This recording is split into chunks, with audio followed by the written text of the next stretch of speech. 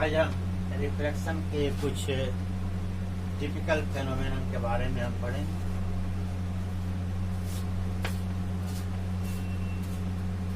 जैसे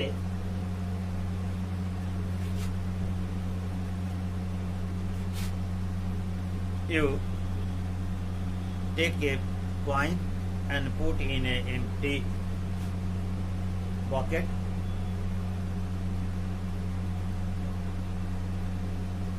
and observe from a certain distance from which you can clearly see the coin which is at the bottom of the bucket. Now you ask your friend to fill this bucket with the water.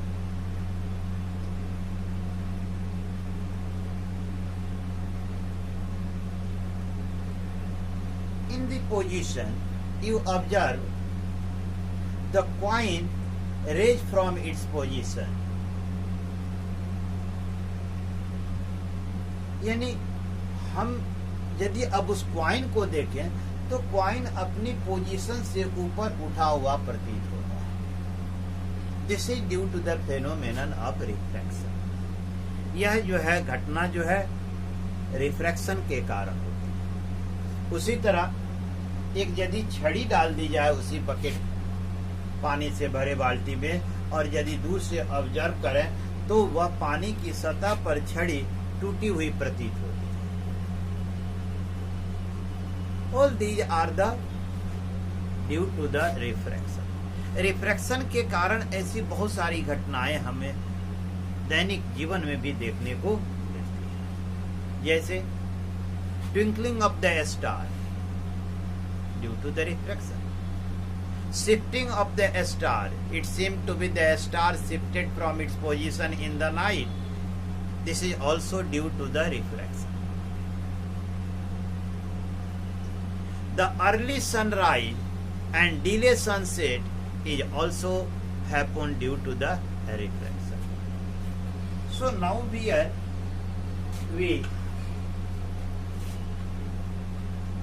can see, suppose that this is a bucket.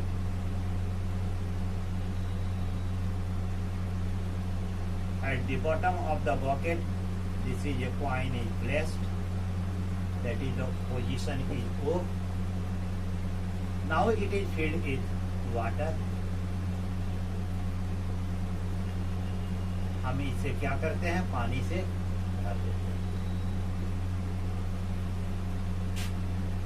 This is the interface of the water and air. ऊपर क्या है, air, और अंदर क्या है, water. We have to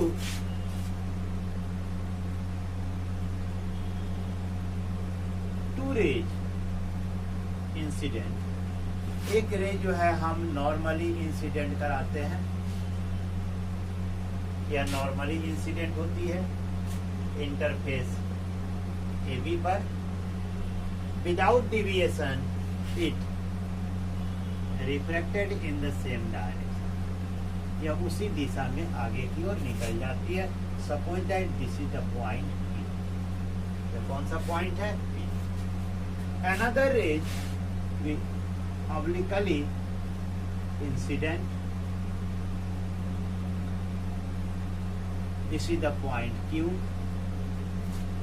We can drop a normal here, suppose that MN.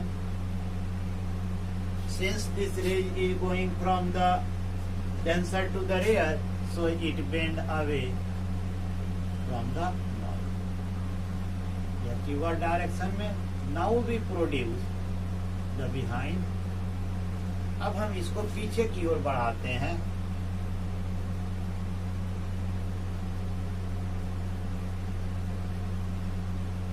तो हमें यह जो है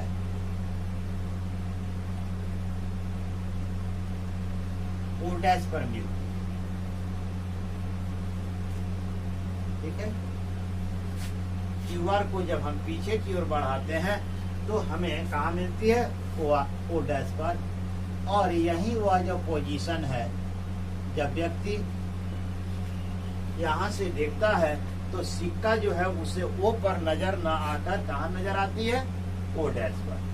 दैट मीन्स यह क्वाइन जो है यहाँ जो दिखता है क्वाइन का पोजीशन, यह जो है it is not the real coin, it is the virtual, that is the image of the original coin. यह ओरिजिनल क्वाइन का इमेज, ठीक है। अब हम देखें, क्योंकि यह एंगल ऑफ इंसिडेंस हो गया और यह क्या हो गया, एंगल ऑफ रिफ्लेक्शन, ठीक है। तो यह कौन सा एंगल होगा, जरा आप हमें बताएं।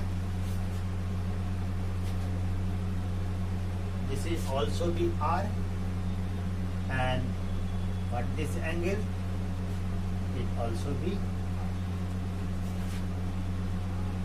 ठीक है। तो अब एक ट्रायंगल, राइट एंगल ट्रायंगल है OPQ। OPQ में साइन आई बराबर PQ बटा OQ, ठीक है। और ट्रायंगल O डैश PQ में साइन R बराबर क्या होगा, PQ बटा O डैश।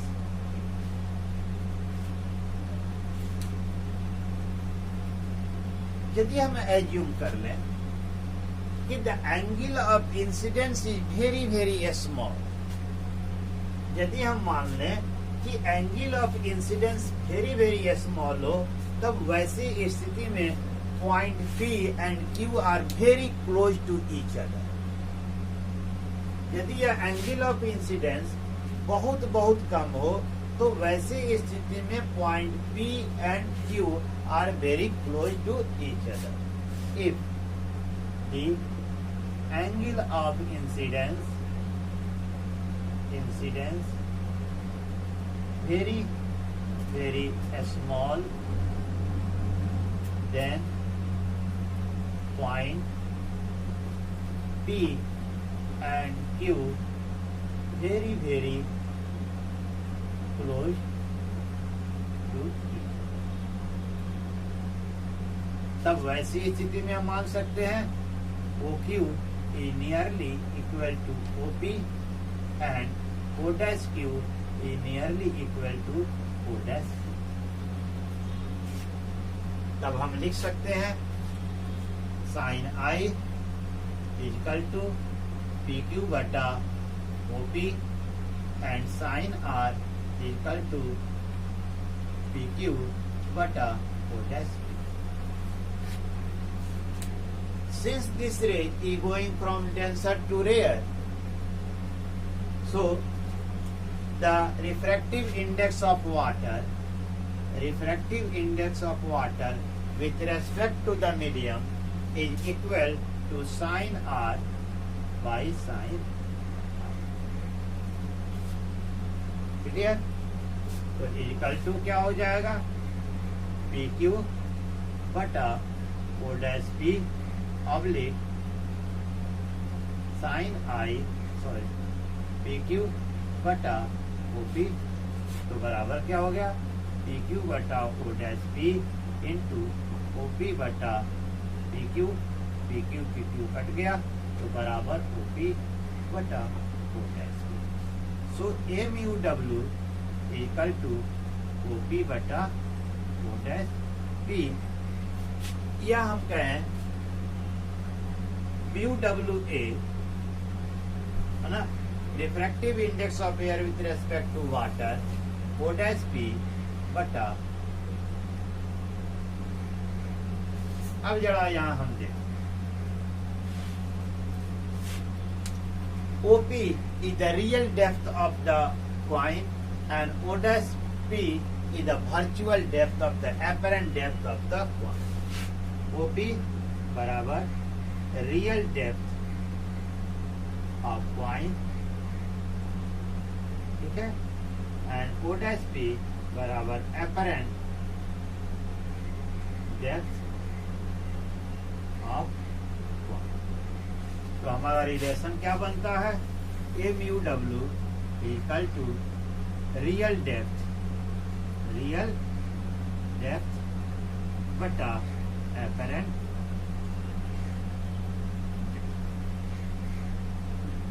ठीक है।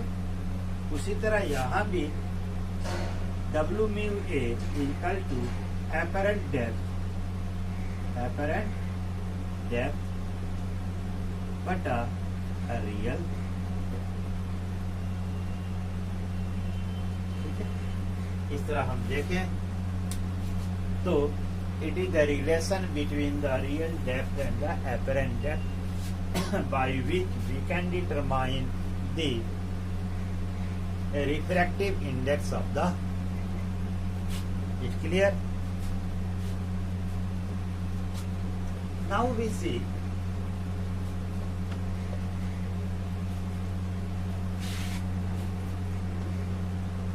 the delay in the sunset and early rising of the sunset.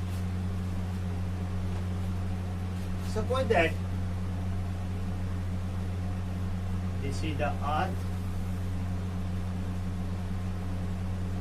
clear, and this is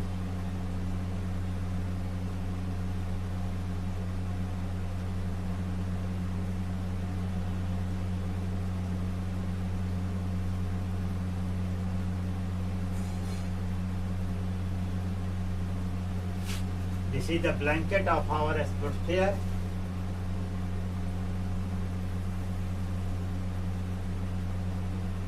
ठीक है। और यह क्या है? अर्थ है, यह आपका अर्थ है, यह क्या हो गया? अर्थ, और यह आपका एटमॉस्फेयर हो गया, ठीक है। यह ब्लैंकेट ऑफ द एयर हो गया, ठीक है।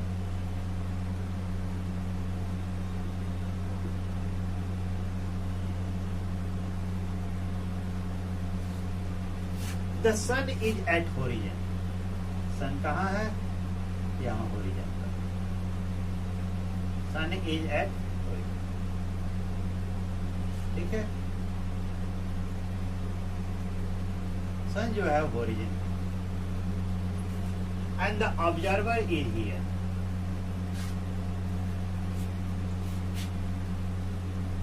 The rays coming from the sun is enter into the atmosphere, ठीक है। enter into the atmosphere, सन से आने वाली किरणें जो है यह जो है एटमॉस्फेयर में इन करती है, so it get refracted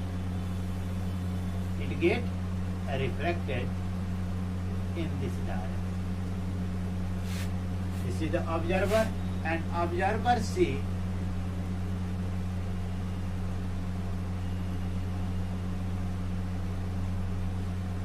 in this direction,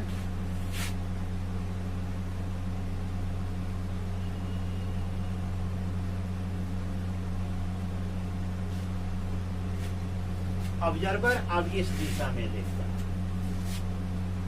actually sun is lying in the horizon, sun कहाँ है? होरिजन में है।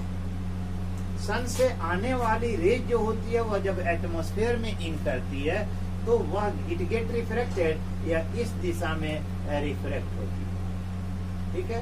या इस दिशा में रिफ्रैक्ट होती है। तो यहाँ पर ऑब्जर्वर है, ऑब्जर्वर, तो वह इस रिफ्रैक्टेड रे जो उसकी आंखों तक पहुंचती है तो वह उसी सीध में दिखता है, इन the direction of the refracted रे, and he looks the image of the sun. Actually sun is in the horizon. सन कहाँ है? होरिजन में, लेकिन फिर भी उसे जो है स्काई में सन नजर आता है। This the same phenomena happening at the sunset, at the time of sunset.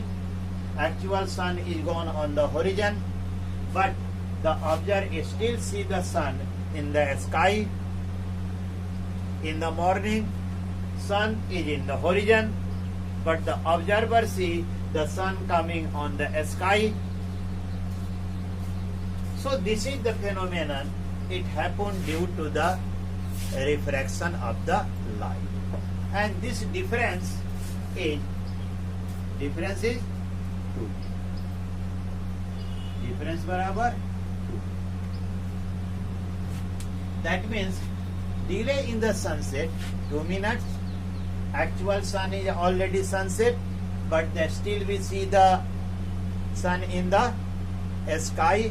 It takes 2 minutes. Finally, we do not see any image in the sky.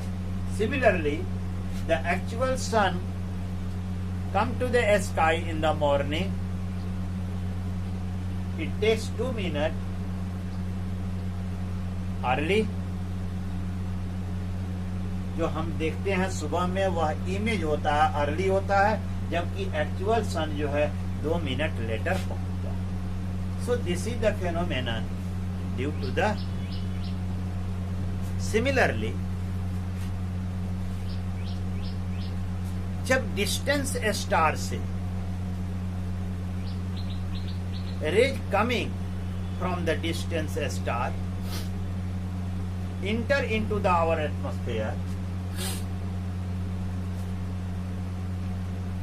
जब हमारे एटमॉस्फेयर में इंटर करती हैं,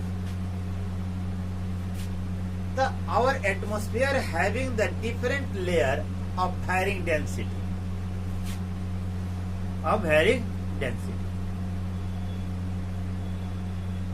and the rays coming from the distant star, it get refracted through the each layer of the air.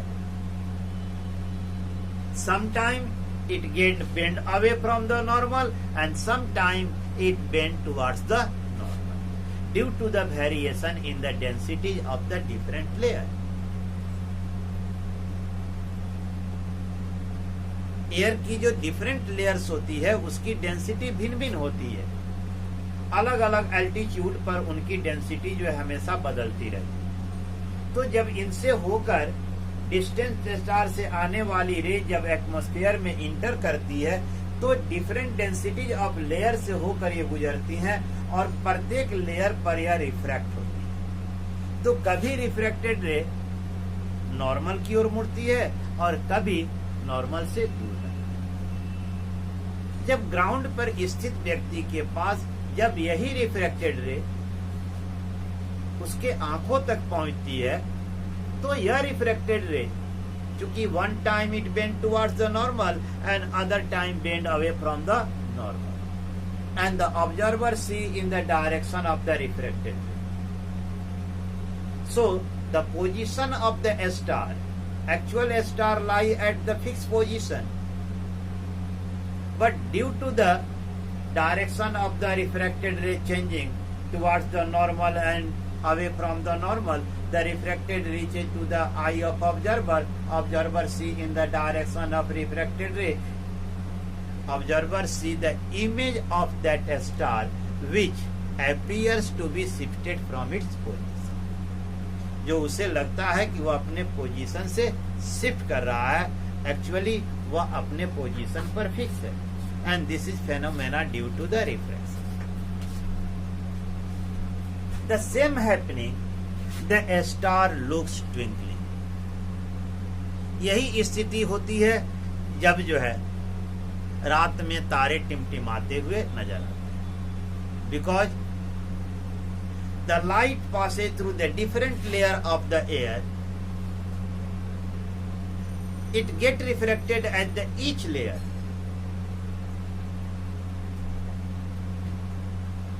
So when it going through the optically dense layer, the intensity of the light decrease, and when it enter into the optically rare, the intensity of the light increase.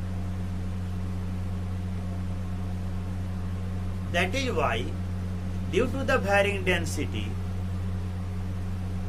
of air layer, so this rays when reaches to the eye of the observer, तो कभी जब उसके आंखों तक जो पहुंचती है तो कभी उसे ब्राइट इंटेंसिटी की लाइट पहुंचती है और कभी डिम लाइट की डिम इंटेंसिटी की लाइट पहुंचती है।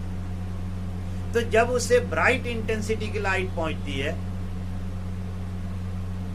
तब उसे वह स्टार जो है ब्राइट नजर आता है, और जब लो इंटेंसिटी की लाइट पहुंचती है तब वही स्टार उसे डिम नजर आता है। This is variation due to the variation in the density of the layer of air at different altitude, and that is why the star looks twinkling. These are the various phenomena which happening due to the refraction of the light. In the next